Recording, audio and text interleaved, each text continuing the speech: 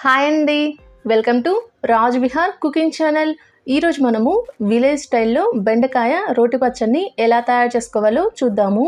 ఇలా రోటి పచ్చడిని తయారు చేసుకొని వేడివేడి అన్నంలో కాస్త నెయ్యి వేసుకొని తింటే టేస్ట్ అయితే చాలా బాగుంటుందండి. ముందుగా స్టవ్ ఆన్ చేసి ప్యాన్లో 2 టేబుల్ స్పూన్ ఆయిల్ వేసుకుని ఆయిల్ హీట్ అయిన తర్వాత ఇందులో 1 టేబుల్ స్పూన్ ధనియాలు, 1 టేబుల్ స్పూన్ జీలకర్ర వేసుకుంటున్నాను. ఇలా వేసుకొని 1 నిమిషం పాటు ఫ్రై చేసుకోవాలి. ఇలా ఫ్రై అయిన తర్వాత ఇందులో ఒక 10 పచ్చిమిర్చిని కట్ చేసుకొని వేసుకుంటున్నాను. ఇందులోని ఒక 1/2 కేజీ వరకు బెండకాయలను కూడా కట్ చేసుకొని వేసుకుంటున్నాను. అలానే కొన్ని కరివేపాకు రెబ్బలను కూడా వేసుకొని బెండకాయలు పచ్చిమిర్చి బాగా ఫ్రై అయ్యేంత వరకు మీడియం టు హై ఫ్లేమ్ మీద కలుపుతూ ఫ్రై చేసుకోవాలి.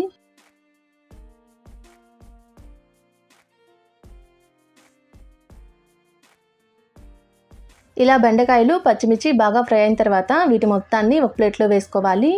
ఇలా వేసుకొని పక్కనుంచుకోండి.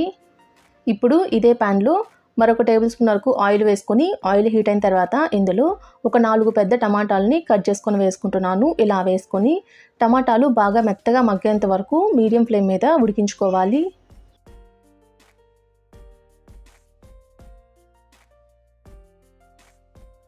ఇలా టమాటాలు బాగా మెత్తగా మగ్గేంత వరకు అడుగనేది అంటుకోకుండా కలుపుతూ ఫ్రై చేసుకోవాలి. ఇలా ఫ్రై అయిన తర్వాత స్టవ్ ఆఫ్ చేసి ఇందులో చిన్న గోలీ సజంతా చింతపండు వేసుకుంటున్నాను. ఇలా వేసుకొని ఓసారి కలుపుకోవాలండి.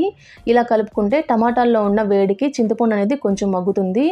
ఇందులో ఆల్రెడీ మనము టమాటాలు వాడుతున్నాం కాబట్టి చింతపండు కొంచెం అయితే సరిపోతుందండి. ఇలా వేసుకొని వీటిని చల్లారనివ్వండి.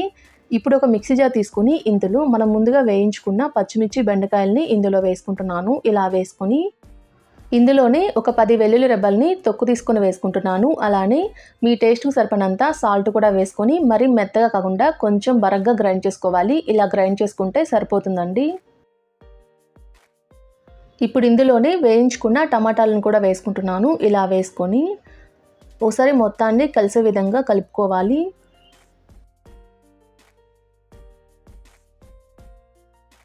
ఇలా టమాటాలు కూడా వేసుకొని కలుపుకున్న తర్వాత వీటి మొత్తాన్ని ఒకసారి గ్రైండ్ చేసుకోవాలి. ఇలా గ్రైండ్ చేసుకుంటే సరిపోతుందండి. ఇలా గ్రైండ్ చేసుకున్న దీంట్లో ఒక మీడియం సైజ్ ఉల్లిపాయని చిన్న చిన్న ముక్కలుగా కట్ చేసుకొని వేసుకుంటున్నాను. ఇలా వేసుకొని 1-2 పల్సిచ్చుకుంటే సరిపోతుందండి. ఇలా పల్సిచ్చుకున్న తర్వాత చూసారు కదండి, మధ్య మధ్యలో ఉల్లిపాయని తగులుతూ తినేటప్పుడు చాలా టేస్టీగా ఉంటుందండి. ఇలా రెడీ చేసుకున్న పచ్చడిని ఒక బౌల్లోకి ట్రాన్స్ఫర్ చేసుకోవాలి.